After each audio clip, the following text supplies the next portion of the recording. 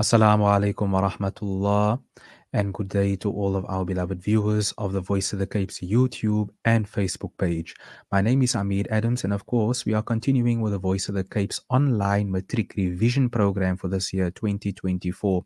And these sessions are proudly sponsored by the Two Oceans Graduate Institute, an accredited online platform where you can become a primary or high school teacher by studying in the privacy of your home. For more details regarding this, you may visit www.togl@.ac.za, or you may call the number 021 829 7015 for more information. And that is, of course, pertaining to our official sponsor for this year's Voice of the Cape's online matric revision program, which is, of course, being sponsored by the Two Oceans Graduate Institute. Without further ado, it gives me great honor and privilege to be introducing our facilitator for today's paper, or for today's session rather, and that is none other than Muallima Fatima Karbary. She will be giving discourse and guidelines regarding preparation for physics.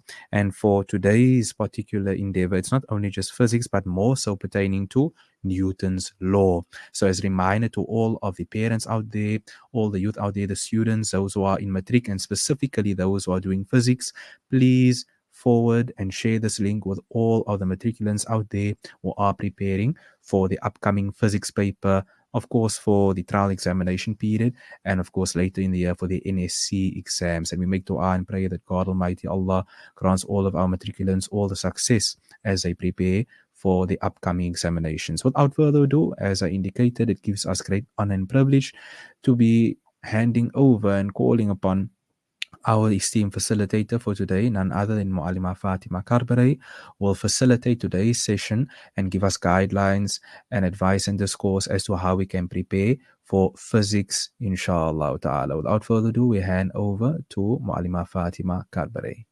Assalamu alaikum wa rahmatullahi wa barakatuh. I pray for him as well, alhamdulillah, and that the study preps are also going well. Today, inshallah, we will be focusing on Newton's second law, which always seems to be question number 2 in your exam paper. We're specifically going to be working through the November 2023 NCS National Senior Certificate exam. So this is the latest one, the one that the matriculants wrote last year. So it's very nice, alhamdulillah, to do preparation via looking through previous examination papers. This is the best way one could possibly study. So we look at question 2, right? This will be question 2 of the November 2023. Okay, if you want to just refer to it, question 2 of the November 2023 physics paper 1. So let's just look at, I'll just place the question in front of us, if you can see it here on the screen. So let's read through the information. It says, 2 blocks A of mass 4 kilograms and B of mass 9 kilograms are connected by a light inextensible string. The blocks are held at rest on a plane which is inclined at an angle of 35 degrees with the horizontal. A constant force F acting parallel to the plane is applied to block B as shown in the diagram below. The blocks now accelerate up the plane at 2 meters per second squared. And so we have a diagram here which they've illustrated for us. You have block A over there, 4 kg. There's a string between the blocks, block B, 9 kg. You can see it's being pulled parallel up the slope by a force F. And we see the slope, the incline of the slope, it's an incline of 35 degrees Celsius. Sorry, 35 degrees. So the first question that I ask over here, 2.1, it's often your theory question. For 2 marks, it says state Newton's second law of motion in words. This is oftentimes in the previous exams, it's always there. So make sure to memorize this. I will just give a short statement of what they're expecting you to say. Newton's second law is when a net force acts on an object, the object will accelerate in the direction of the force. And the acceleration is directly proportional to the net force, and it's inversely proportional to the mass of the object. So this definition you'll find in your textbooks. Make sure to memorize it. It's 2 marks. That might not be a lot, but every mark counts. You know, that mark can be the difference between a B and an A, or it can be the difference between a C and a B. So make sure to memorize it. It will most likely come in your upcoming exams. Then they give further information, and they say the kinetic frictional forces acting on block A and B of 5.88 newtons and 13.23 newtons respectively. Respectively meaning that the 5.88 newtons is being applied on block A, and the 13.23 newtons of friction is being experienced by block B. And then question 2.2, they say for 4 marks, draw a labeled free body diagram showing all the forces acting on block A. Okay, so they want us to draw a labeled free body diagram showing all the forces acting on block A. And besides the 4 mark, the mark allocation is also a very important indicator in terms of how much forces are they expecting us to draw. Okay, a lot of the time if it's a 2 mark question, that's a hint that there's 2 forces acting on the block. If it's 3 marks, it's 3 forces acting on the block. Because it's 4 marks, in all likelihood, this means that when we draw our free body diagram, we're going to encounter 4 forces. I will just switch now to the whiteboard so you can see how we will answer this question. I've drawn the diagram on the whiteboard over here, so we have the same scenario as what is in the question paper. And now we proceed to draw the free body diagram.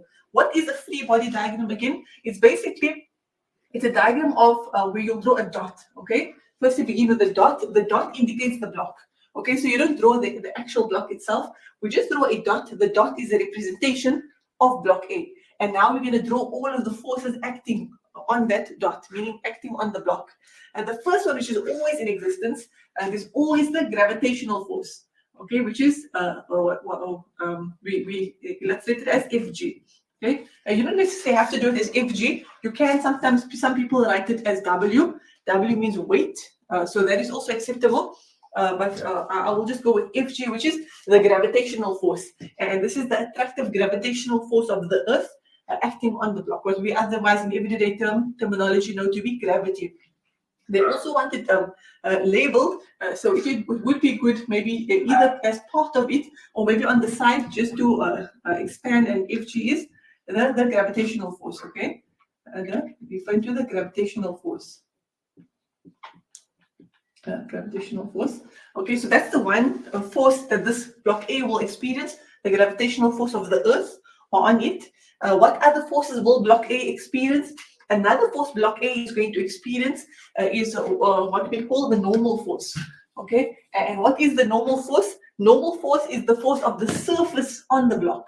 Okay, all surfaces in existence, all surfaces, they exert a force on the objects that are lying on them. So this block is experiencing a force by the surface of this inclined plane. Okay, the inclined plane is exerting a force in what direction? This force that the surface exerts, it's always at 90-degree angle to the surface. Okay, so it's always at a 90-degree over there. So 90 degrees to that block will be in this direction. Okay. So it's always at a 90-degree angle to the surface, and therefore we'll have a right angle triangle over there, so exactly upwards in this direction. What we will say this will be northwest.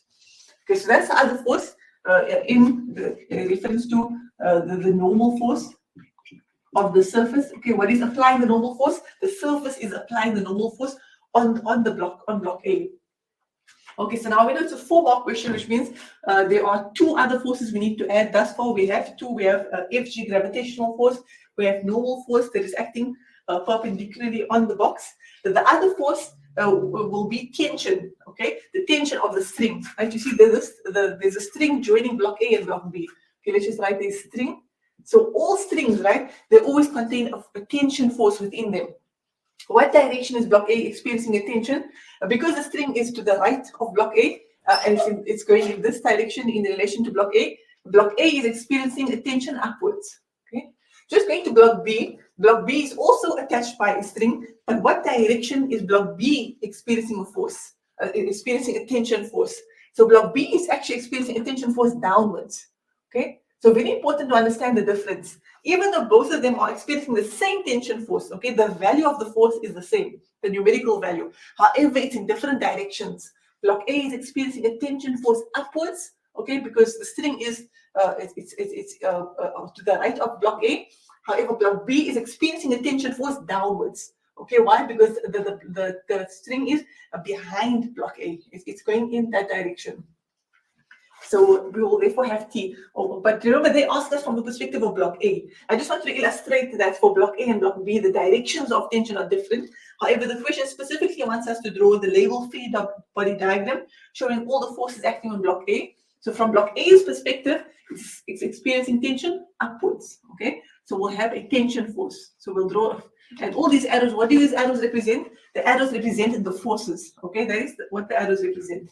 And so you can put T, okay? And T stands for, it stands for tension. So that is the tension force that block A is experiencing. What is causing the tension? It's the string, okay? The tension within the string is causing block A to experience a force in this direction, the northeasterly direction. Okay, we know we have 3 forces. There's one more that we should have because it's a 4-mark question. So therefore, each force will give you 1 mark. The last one that we'll experience is, remember that if you look carefully at the information, they've told us that force. In the information, they say to us that the kinetic frictional forces acting on blocks A and B are 5.88 newtons and 13.23 newtons respectively. So then they tell us the other force, okay, which is kinetic frictional force. So this block is experiencing a kinetic frictional force.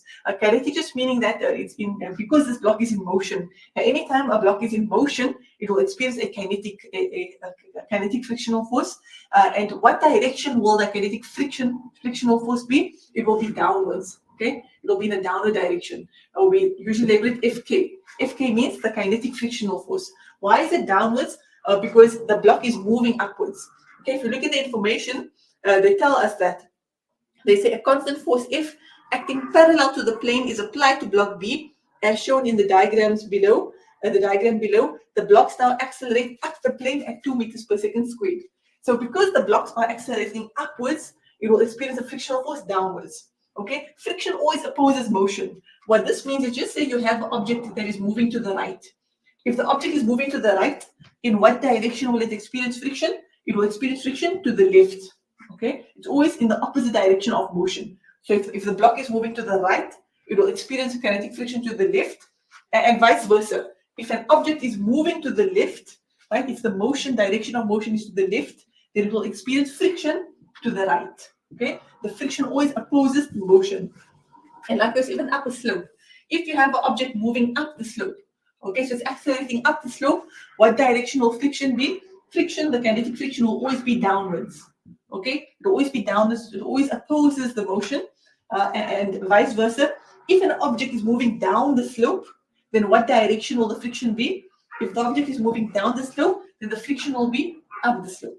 Okay, so in this circumstance, they've told us that the block A is moving upwards, therefore kinetic frictional force will be downwards. So we'll draw that over here. Basically, it will be down the slope, and that will be our Fk. Fk standing for kinetic frictional force. Kinetic frictional force. So this will give us our 4 marks for the 4-mark question of 2.2. The free body diagram is consisting of normal force, tension, kinetic friction, and gravitational force. Then looking at question 2.3. Question 2.3 says, calculate the magnitude of 2.3.1, the tension in the string. Okay, so now the next question they want us to do in 2.3.1 is they want us to calculate the tension in the string. Remember we said that the string contains tension. Now they want to know what is the value of that. Right? We have to give them the numerical value of what is the amount of tension that is contained within the string. So we'll keep our free body diagram here. It's very helpful in terms of comparing where the forces are in relation to each other. And let's just make a note. We're busy with 2.3.1. How much marks is this question? It's a 4-mark question. Okay, so if they ask you a question like this, calculate the tension in the string, how do we go about answering this? I would advise that if you are following along on the video right now, to please keep a formula sheet in front of you. In the exam, the formula sheet is your best friend. Okay, it's absolutely your best friend. It's what you're going to need to guide you along as you go through the paper. And because you're doing Newton's laws, right? What section in the formula sheet is going to be relevant for us? It will be force. Okay, so Newton's laws, that on the formula sheet where you receive all of the formulas, the section that will be relevant for you and helpful to answer question 2's Newton's laws is the area on your formula sheet which says force. Okay, and if you look over there, you'll have all the formulas relating to force, and these are all the formulas relating to Newton's laws. So to answer in terms of tension, calculating the tension in the string. Which of these formulas will be most useful for us?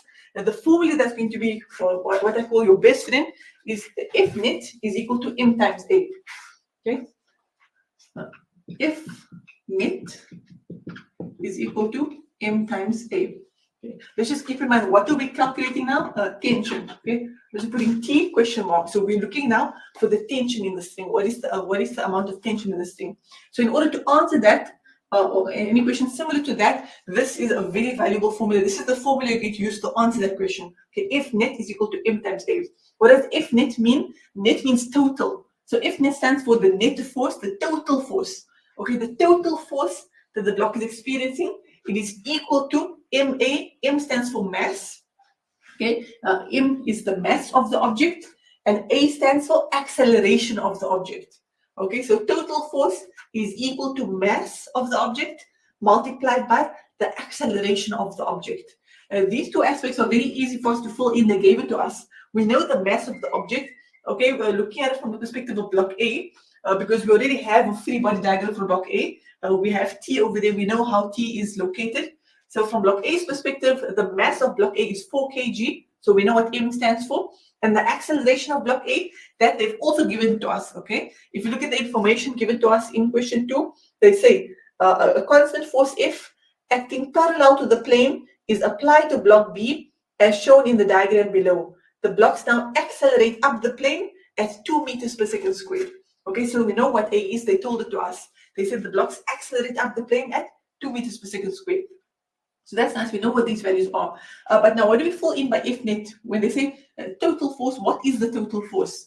Okay, so we need to actually look at it from a perspective that is relevant to us. What are we looking for? We're looking for tension. Okay, that's what we're looking for, tension. So when you talk about total, you can either only discuss total in the x direction, or you can discuss the total in the y direction. Okay, over here, let's consider everything on this plane. We'll consider this in our x direction. Okay, so this is our x direction, and everything in this direction over here, we will consider it our y direction. Okay, so that's what we mean when we say F net. You can only consider F net x. Okay, the total forces in the x direction, or you can consider it to be F net y, meaning all of the total forces in the y direction. Okay, is it okay? Is it acceptable for me to put that the F net, the total forces, is a normal plus tension plus Fg plus Fk? Is it allowed for me to do this? No, this is not allowed, right? This is not possible. Why? Why can't I do this? Why can't I say the total force is N plus T plus Fg plus Fk? Because I'm mixing up the horizontal and y directions. Okay, I'm mixing up the normal force is a y direction, tension is an x, it's in this plane, the x plane, and Fg is in also in the y direction, and Fk is in the horizontal plane. So you can't do this. We have to only consider all of the forces in our horizontal plane. Well, I know it's not technically actually horizontal. Let's call it the x-axis. Okay, this plane over here. So we add up all of the forces in this plane. Why are we adding up all of the forces in this plane? Because we're looking for T, right? And T lies in this plane over here. So because tension is what we're looking for, we have to add up all of the forces lying on this specific plane over here.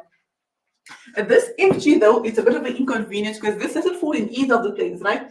This Fg goes directly downwards. It doesn't exactly fall in the horizontal in this x plane, nor does it fall exactly in the normal plane. But that's fine. What we can do with this Fg, which is the gravitational force downwards, is divided into two components. Okay, we're going to divide it into a parallel component, a component parallel to the plane, and we're going to also divide it into a component perpendicular to the plane, right?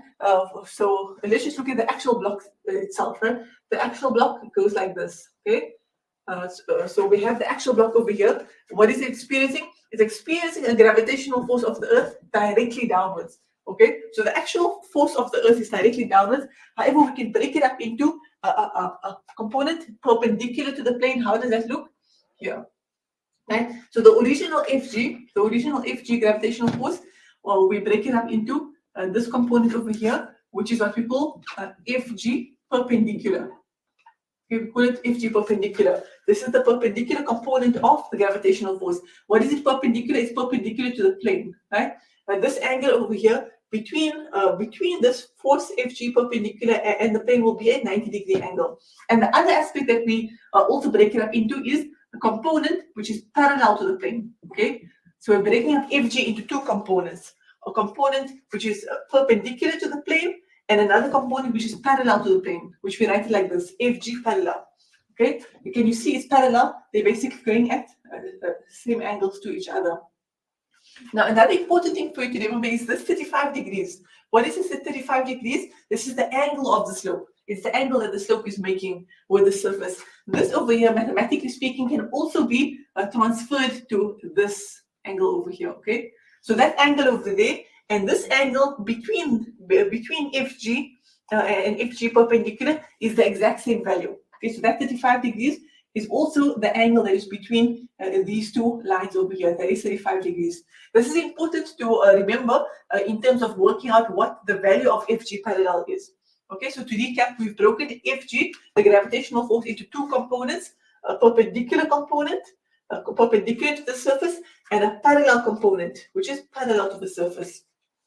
So therefore, just in terms of our free body diagram, let's just note that over there. So I'm going to erase the FG, and I'm going to put the components instead. And it's perfectly acceptable to give this as an answer for your free body diagram in the previous question as well. Okay, so the FG, you have one going downwards, which is what we call FG parallel. It's the parallel component of the gravitational force, and there's another force over here, which is FG perpendicular. Okay, FG perpendicular, which is the perpendicular component of the gravitational force. Now, this is easy to work with in terms of F net, because remember F net, we try to solve for what is tension. What is the tension in the string? And so we have to look at the total forces in this x direction. When I say x direction, I mean these forces over here at this particular in this particular slot. In physics, direction is also very important. Okay, we will choose that anything going upwards, we're going to make it a positive value, and anything going downwards, we're going to make it a negative value. It's very, very important when applying Newton's second law, F net is equal to ma. You must beforehand already identify what your directions are and what their signs are. Okay, so we're going to go with upwards, it's positive, downwards, negative. Okay, very important. You can't just make all of your values positive. So therefore, tension, we see what direction is tension, what direction is the block experiencing tension? Upwards. So therefore, it will be a positive value. Why? Because the direction of tension is upwards. Now, remember, if that means we're adding all of these things. Then Fk, however, is downwards. You see, it experiences a frictional force downwards. Therefore, remember we said anything downwards is negative. So it'll be negative Fk. Fg parallel is also downwards. Gravity always pulls things downwards. So gravitational force will always be in a downwards direction. Therefore, it's also negative Fg parallel. Okay, negative Fg parallel. Remember, we're just looking at the parallel component. So we're not looking at the gravitational force in its entirety. We're only looking at the parallel component of the gravitational force. So these are our total forces, specifically in this x direction. And there's the thing that we're trying to solve. Here's the unknown. You know, it's similar to mathematics, solve for x. In this case, we're not solving for x, we're solving for t. Is equal to ma. So let's put in now the values that we do know. T is the unknown, which is what we need to solve for. We do know Fk, right? We do know the kinetic frictional force of block A. It was given to us in the information when they told us about question A, question 2. Remember they said that? Oh yeah, there we go, right? They said that the kinetic frictional forces acting on block A and B are 5.88 newtons and 13.23 newtons respectively. So the frictional force of block A is 5.88. So let's fill in the values we know. T is, we don't know what that is. We're trying to solve for that. Fk, the kinetic frictional force, is 5.88 newtons. Okay, now Fg parallel. What is Fg parallel? What is the value of the parallel component of the gravitational force? To answer that, we need to use a bit of trigonometry. Okay, and we're using a little bit of trigonometry in terms of this triangle. Can you see we've created a triangle for ourselves on the board? If you just look over here. This is the triangle. There's an angle that we know that's 35 degrees. Here's one, the Fg perpendicular. This side over here is Fg parallel, and then we have Fg. You can see this, the angle between Fg perpendicular and Fg parallel, that itself is also a right angle triangle. Okay, these two, FG perpendicular and FG parallel, makes a right angle with each other. Therefore, can you remember from mathematics? Anything that's opposite anything that is opposite the right angle triangle is hypotenuse. Right? Anything lying opposite the right angle triangle is hypotenuse. So therefore, FG, this line over here, which is FG gravitational force, is the hypotenuse. Let's put H. So you remember that is the H. Okay. And now, do you remember from mathematics? What do we call the thing that is opposite the angle? We call it opposite, right? That's exactly what we call it. Anything opposite the angle, any side that is opposite the angle, we call that side the opposite. So I will just write the O over there. Okay. And so the FG is the hypotenuse. And automatically, if FG is hypotenuse, if FG parallel is the opposite, then what is FG perpendicular? That is automatically the adjacent. Okay. In mathematics trigonometry, we call that side that is not the hypotenuse, that is not the opposite, we call it the adjacent to the angle. Okay. And now remember, what are we trying to figure out? We're trying to figure out what is the value of FG parallel. And so we need to use trigonometry to figure that out.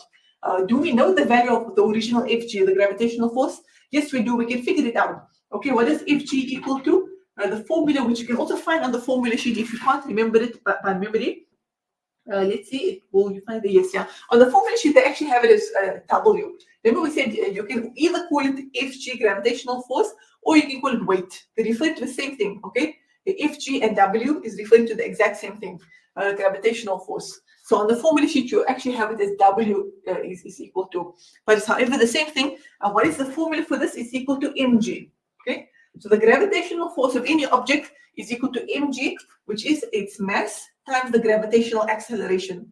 That is how you calculate the gravitational force for any object. Its mass times the gravitational acceleration. Okay, so we know what FG is, right? And so now we need to figure out the opposite. So we have to think of trigonometry. In trigonometry, what are the various ways you figure out opposite? Remember, in trigonometry, you have sine theta is equal to O over H. You have cos theta is equal to A over H. And then you have tan theta is equal to O over A. O over A is tan over. Yeah, that's how I remember it. I remember it like sin no, cos and tan over. That is just my way, but I'm sure you can use any way that how you personally prefer to remember it. So we're looking for FG parallel, which is the opposite in this triangle scenario. So we need a formula to use that has opposite in it. So our options is either sine theta, because that has opposite in it, not cos. We can eliminate cos, because cos is A over H. We're not looking for adjacent, we're not looking for hypotenuse, so we eliminate that. So either we're going to use sine theta, which is O over H, or we're going to use tan theta, which is O over A. So which one? We actually can't use tan, because in order to use tan, we try to figure out what is the opposite, what numerical value is opposite. We need to know adjacent. Do we know what the value of adjacent is? FG perpendicular? No, we don't know what the value of FG perpendicular is. Therefore, we can't use tan theta. We will scrap that. So the only option to figure out what the FG parallel is, which is the opposite in this circumstance, is sine theta. Sine theta is equal to O over H, because we have hypotenuse. We know we have a number for hypotenuse. What is the hypotenuse over here? It's the FG. Okay, FG is equal to mg. So we know the mass of the object is 4 kilograms, and g, which is gravitational acceleration, is a constant. It's always 9.8 meters per second squared. That is always a given that you don't ever have to figure out for yourself. So if we just reshuffle this, sine theta is equal to O over H. What is O equal to? If we just need to take the H over to the other side. How do we take it over to the other side? Basically, if you think back to mathematics, we get rid of the H by timing by itself. Because anytime you have a value in the numerator and the same value in the denominator, what's going to happen is going to cancel out. Okay, and the other thing mathematically, which is very important, is whatever you do to the one side of the equation, you must always do the same thing to the other side of the equation. Okay, so we try to get rid of the H because we just want to know what O is equal to. So we say multiplied by H because then it will cancel out. The H on top will cancel out with the H at the bottom.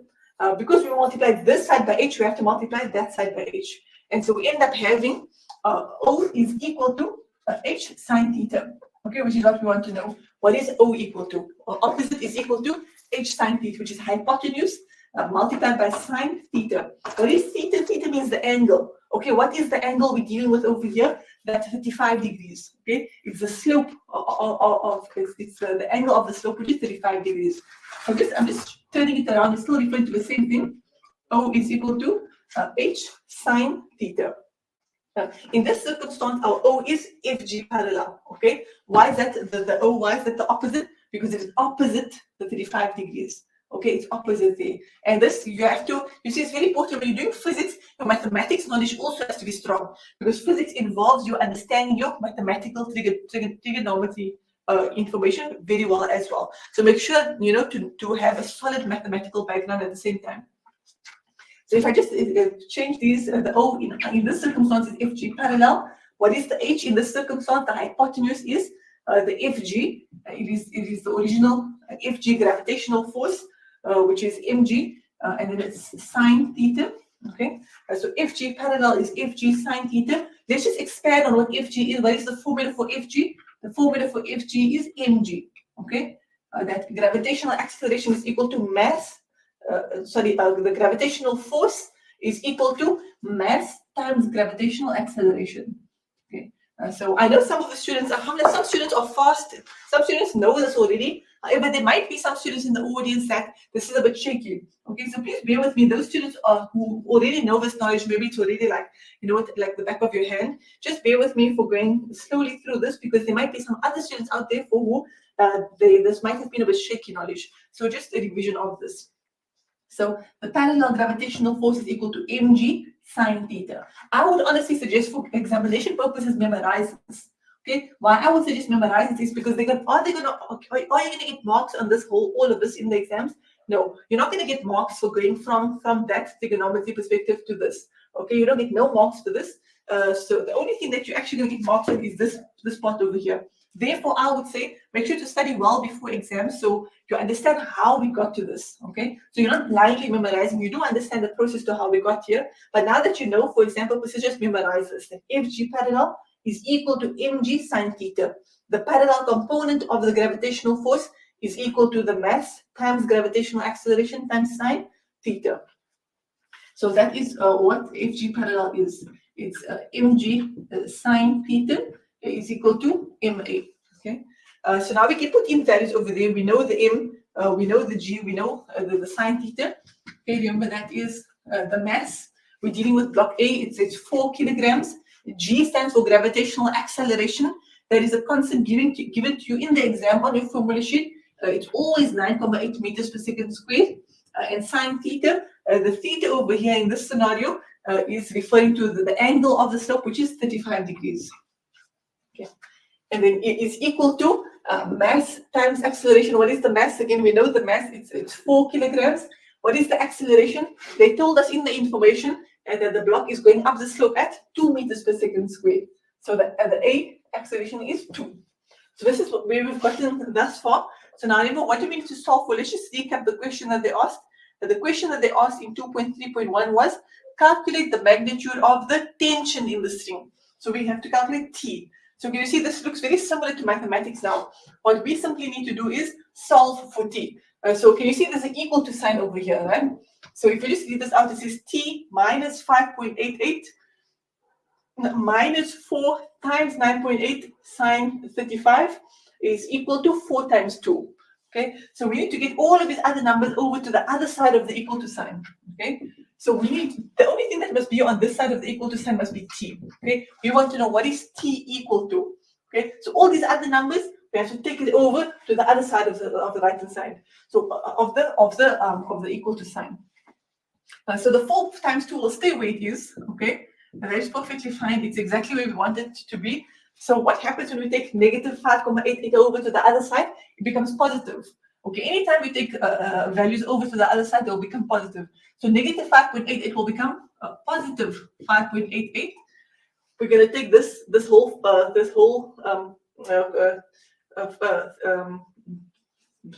compound over here over also the 4 times 9.8 times sine 35.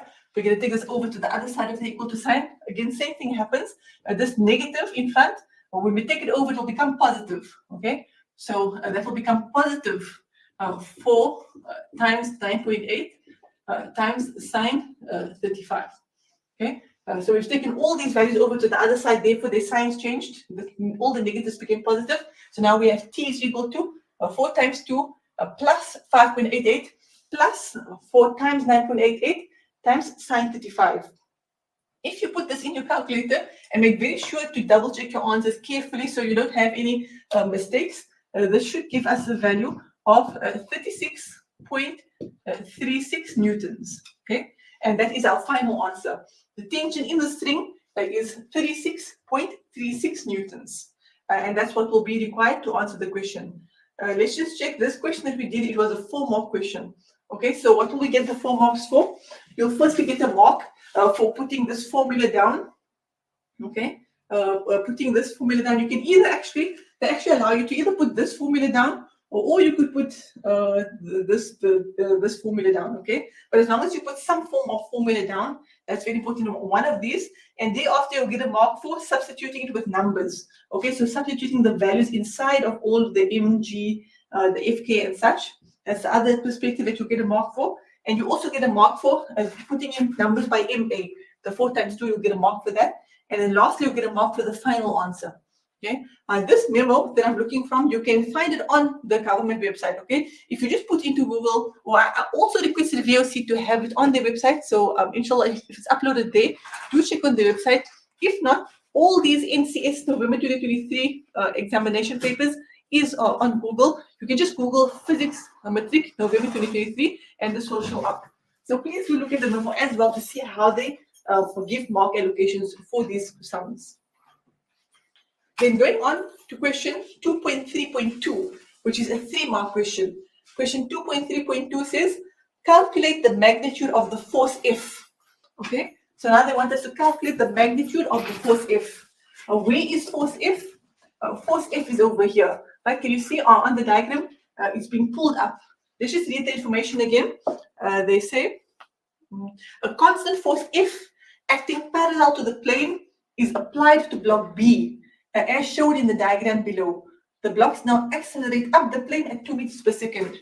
So there's a certain force. Maybe the force is being pulled by someone or something, but a force is being applied, and they very specifically say to block B. Okay, so this force is not being applied to block A, it's being applied to block B, and is causing the blocks to accelerate up the slope. So now what they want us to do is calculate the value of F. What is F? What is the amount of F?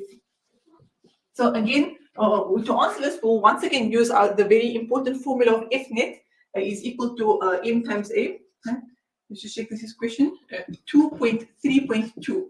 Okay, and what are we looking for? F. The force F that is pulling block B up the slope. So in order to answer this, we once again going to use F net is equal to M times A. So you see this formula is very important for your question 2s. In all the exams, question 2 is always your Newton's laws questions. And in order to answer it, this is the most important formula that you have. F net is equal to M times A. The net force, meaning the total force on the object, is equal to its mass times acceleration. This is really your best friend when it comes to Newton's laws. So now, however, previously, when we answered this question, we looked at the free body diagram of block A. But in this circumstance, can we still look at the free body diagram of block A? No, we can't, because there is no F over here, right? There is no force F. There's only tension, kinetic frictional force, Fg parallel, Fg perpendicular, and normal force. And so where is F being applied to? It's being applied to block B. So therefore, we have to look at it from block B's perspective. So we're going to erase the free body diagram of block A because F does not exist over here. And we're going to draw a free body diagram from block B because block B is the one that's experiencing a force F being exerted on it. And because F is in this direction, right? It's in this parallel direction to the slope. We're only going to consider all of the total forces in the parallel direction, okay? Because F net, in this circumstance, we're only considering the total forces in this parallel direction because that's where F is. So what other force acts in the parallel direction on block B? Maybe we're looking at it now from block B's perspective. The other force is also the tension, right? Because remember, block B is also attached to a string. Anytime something is attached to a string, it's going to experience tension. What direction is block B going to experience tension? It's going to experience tension downwards. Okay? Why downwards? Because the string is behind it. Since the string is behind it, think about it. If someone had to put a string at the back of you, then you're going to be pulled in the backwards direction because the string is behind you. So it will experience a tension downwards.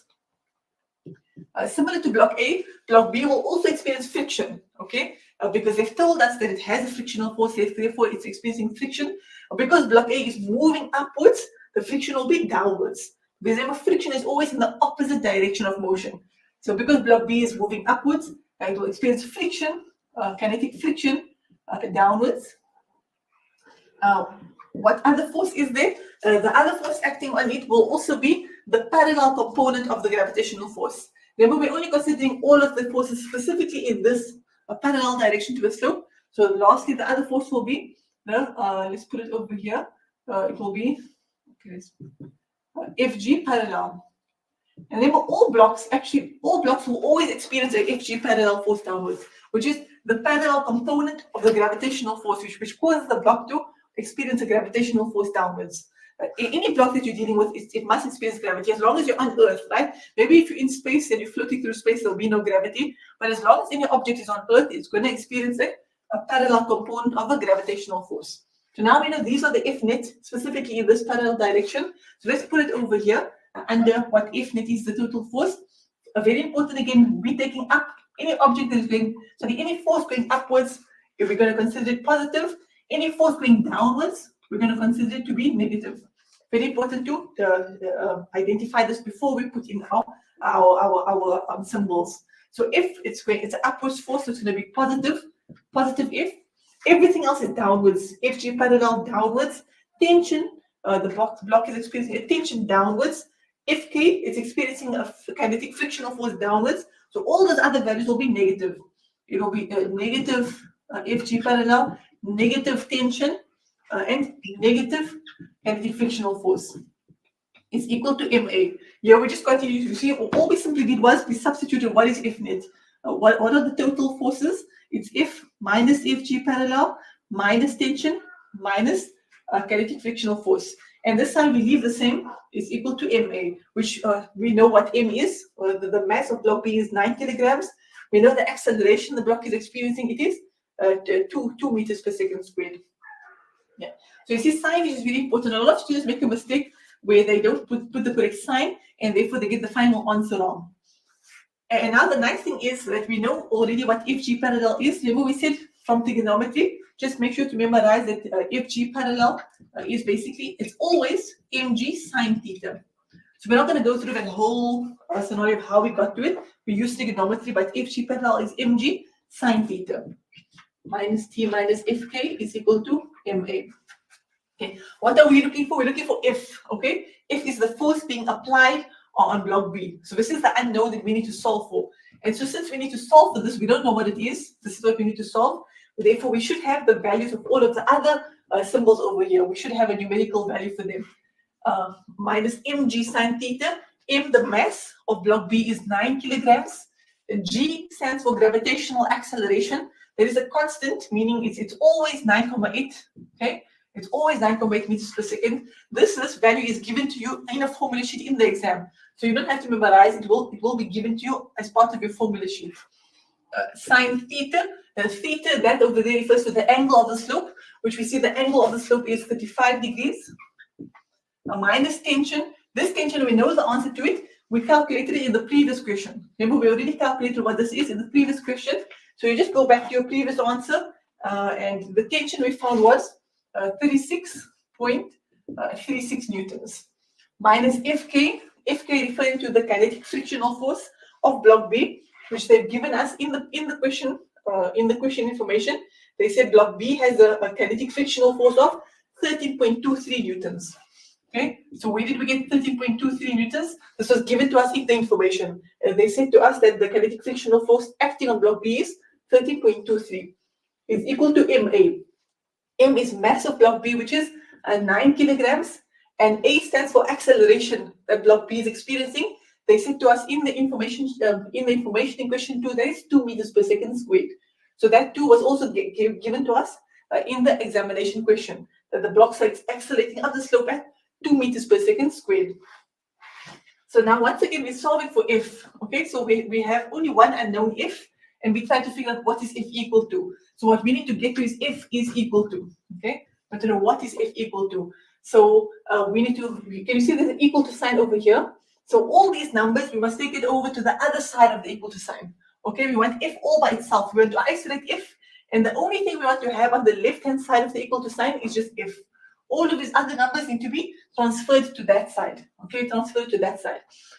Now, important to remember is whenever you transfer numbers to the other side of the equal to sign, the sign changes. Okay, meaning that negatives become positive. When you take a negative value over to the other side of the equal to sign, it will become positive. If you take a positive value to the other side of the equal to sign, it will become negative. Okay, so the signs always swap around. So over here, already on the right-hand side of the equal to sign, we already have 9 times 2. So that will stay there. Okay, we keep that there. That's exactly where we want it to be. Now we need to take this whole value over here over. Okay, and can you see there's a negative? So when you take it over to the other side, the negative will become positive. So that whole value over there will become positive. 9 times 9.8 times sine 35. Okay, so that whole thing, we took it over to the other side of the equal to sign. When that happened, the negative became positive. Likewise with this, when you take negative 36.36 over to the other side of the equal to sign, the sign will change. So the negative will become positive, positive 36.36. And likewise with this, negative 13.23. When you take it over to the other side of the equal to sign, it will become positive 36.36. Okay. So what we've done here is we've simply taken all these values to the other side of the equal to sign. Why did we do that? Because we tried to solve for f. We want to know what is f equal to. So the only thing we want on the left-hand side of the equal to sign must just be f. Okay, f is equal to 9 times 2 plus 9 times 9.8 sine 35 plus 36.36 plus 13 plus this value will be at 13.23. Okay. And now when you put all of these values in the calculator, the answer you should get for this will be, let's see what they say, it will be 118.18 newtons. Okay, so that will be the value for all of, when you add up all of these values over here. That F is equal to 118.18 newtons. So that is the answer to question 2.23, which was 2.232, which said calculate the magnitude of force F. So now we know this force over here that is pulling block B upwards. The value of this force is 118.18 newtons. And how did we solve it? To recap, we solved it using this very important formula. F net is equal to MA. So you see, we use this to answer question 2.3.1 and also 2.3.2. So a very, very important formula that you use for question 2. F net is equal to MA. The net force, meaning the total force, is equal to the mass of the object multiplied by the acceleration of the object. Okay. Am I good on time? Okay, hopefully I'm good on time. 2.4.2, which is just a theory question, so it won't take long. 2.4 says the angle that the plane makes with the horizontal is now decreased. And then 2.4.1 says, how will this change the kinetic frictional force acting on block A? Choose from increase, decreases, or remains the same. And then 2.4.2 says, explain the answer to question 2.4.1. Okay, so let's just erase this. Let's just recap again. What is it asking in question 2.4? They're saying that the angle that the plane makes with the horizontal is now decreased. Where is the angle that the plane makes with the horizontal? They're talking about this over here. Remember, what is the original angle? The original angle was 35 degrees. Okay, so the angle between this plane and this horizontal ground over here is 35.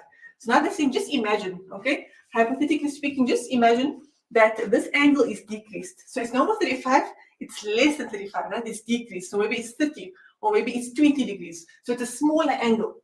Okay, so they're saying that this angle has become smaller. And now they say, how will this change the kinetic frictional force acting on block A? Will the kinetic frictional force, will it increase, will it decrease, or remain the same? Okay, so they're asking, how will the change in angle affect the kinetic frictional force?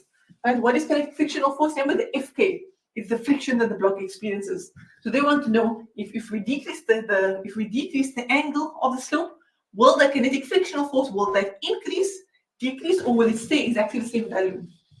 Okay, and they want to also, in 2.4.2, we need to explain the answer in terms of how we got it. So let me just tell you what the answer will be. The answer for 2.4.1 will be increases. Okay, the kinetic frictional force will increase. But now, of course, we can't just give an answer. We need to explain why, right? We have to show the proof. Why is the kinetic frictional force? Why will it increase if the angle decreases? If the angle of the slope gets smaller? And the reason for that, which we have to give in 2.4.2, in terms of why the kinetic frictional force will increase, is that you have to look at the formula for kinetic frictional force. And this you'll find on your formula sheet. Okay, if you can just pull out your formula sheet. Let's see where, oh, there it is. Okay, you will see it in your formula sheet, which is this formula.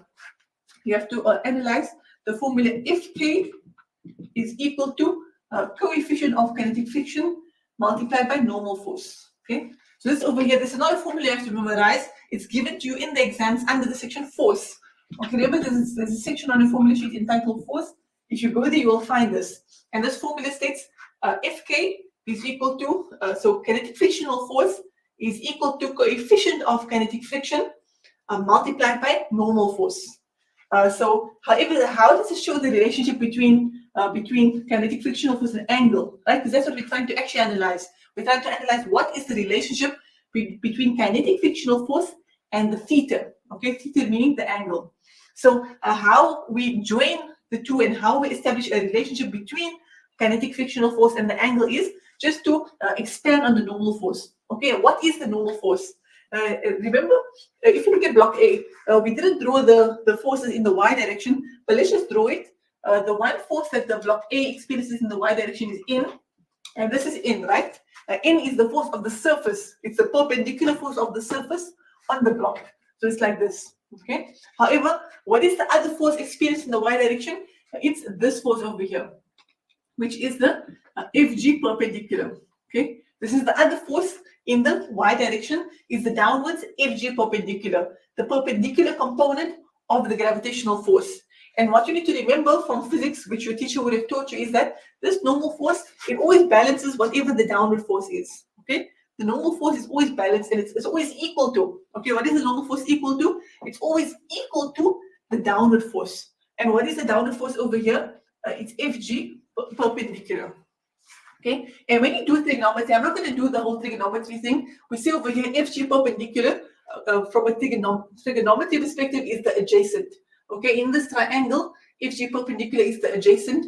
So if you work on solving it, right, and we won't go through that just for lack of time, but if you go solve it, what is equal to, you will find that is equal to mg cos theta.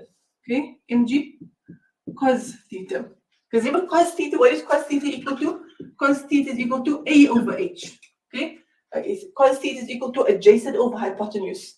So if you just rearrange the formula, therefore adjacent will be equal to cos theta multiplied by hypotenuse.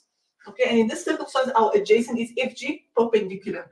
Right? The adjacent is FG perpendicular because it's adjacent to this angle over here. Cos theta, our hypotenuse is what? Our hypotenuse is FG. Okay, it's the FG because it is opposite the right angle triangle that is made here between FG perpendicular and FG parallel. Okay, and then what is FG? FG is equal to mg, right? FG is equal to mass times gravitational acceleration. So therefore, FG perpendicular is equal to mass times gravitational acceleration cos theta. Okay, so that's basically how you get that FG perpendicular value. FG perpendicular is equal to mg cos theta. But I would suggest for examination purposes, make sure to memorize that so you don't have to work out all of the trigonometry because you don't get any marks for this, okay? You don't get marks for figuring this out. They just want to see the final result. So FG perpendicular is mg cos theta. So going back to normal force, what is normal force equal to? It's always equal to the opposing downward force because they balance each other out. Is this block jumping up and down? No, it's not, right? The block is only going up the slope, but it's not jumping up and down in this y direction. So the fact that it's not jumping up and down means it's completely still from the y perspective. Okay, therefore, the normal force will balance the downward FG perpendicular force. So what this means is that normal force is equal to FG perpendicular. Okay, they are equal to each other. Like the normal force is equal to whatever the downward force is. So N is equal to FG perpendicular. And what is FG perpendicular equal to? It's equal to mg cos theta. Okay, FG perpendicular is equal to mg cos theta. So now let's substitute this in this formula over here. Okay, the formula of what Fk is equal to. Fk is equal to the kinetic frictional force is equal to the coefficient of kinetic friction multiplied by the normal force. And what did you say? What is the normal force? It's equal to the downwards Fg perpendicular, which is mg cos theta. So normal force is equal to mg cos theta. So let's substitute this. We substitute it into where the n is. Okay, so it's equal to mg cos theta. All I did was substitute that mg cos theta into the normal force, because that is what the normal force is equal to. And now we can finally see the relationship between kinetic frictional force and the angle. Okay, because that is what the question is asking us for. The question is asking the angle that the plane makes with the horizontal is now decreased. How will this change the kinetic frictional force acting on block A? Will it increase, decrease, or will it remain the same? Okay, so now we see the relationship. What happens? Remember they said this will get smaller. Okay, they said this angle is going to decrease. It's no more 35, it's less than 35. So what you need to remember from the mathematical perspective is anytime this value gets smaller, okay, anytime this value gets smaller, your cos value actually gets larger. Okay, so when you decrease the angle, it actually makes this answer as a whole, it makes it larger. So we see we have the indirectly proportional relationship. Okay, indirectly proportional means that as the theta gets smaller, your Fk, your kinetic frictional force, will get larger. Okay, you can even put this in. You can even put this yourself in a calculator to see that. Put cos 35 and then put cos 20.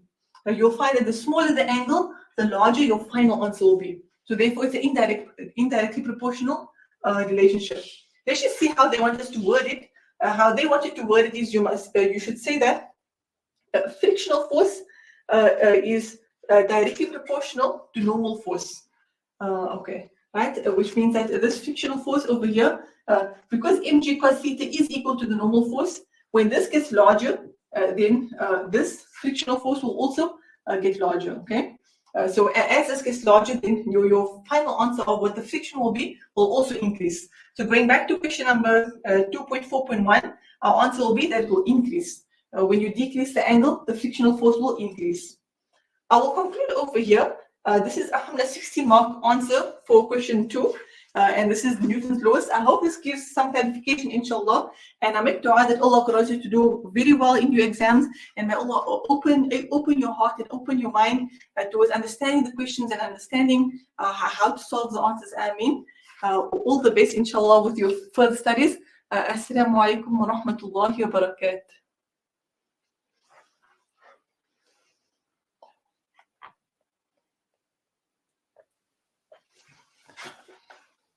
MashaAllah, we say Alaikum salam wa rahmatullahi wa barakatuh to the Honorable Mu'allima Fatima Karbary, who so beautifully rendered the facilitation for today's physics preparation, inshallah, for physics paper 1. We'd like to say shukran, jazakallah khair to Mu'allima Fatima Karbary once again for facilitating today's session. May Allah Almighty reward you. And I know that the matriculants will benefit greatly from your discourses and from your advice as to how they should approach preparation for their physics paper, inshallah ta'ala. With this said, beloved viewers on the Voice of the Cape's YouTube page and Facebook page, as a reminder once again that this is in the continuation of the series of the matric revision sessions that we at the Voice of the Cape are hosting. And of course, as a reminder, the Voice of the Cape's online matric revision program is, of course, this year in collaboration and is proudly being sponsored by the Two Oceans Graduate Institute. And it is a accredited online platform where you can become a primary or a high school teacher. And as a means of further information for those who would like to find out more about this, you may visit their website www.togl.ac.za,